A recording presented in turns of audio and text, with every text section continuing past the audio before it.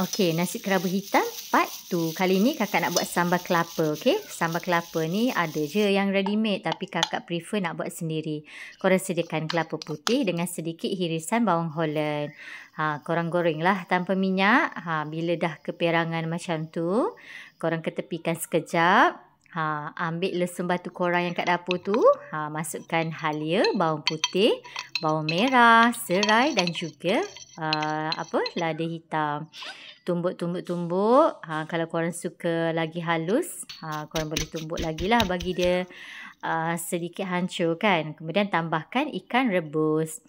Lepas tu korang ambil kelapa yang kita dah goreng tadi tu, kacau, gaul-gaul dengan bahan tumbuk tadi, perasakan dengan garam, organic coconut sugar daripada Love Earth ni dan juga sedikit mushroom seasoning. Sambal kelapa dah siap. Selamat mencuba. Bye.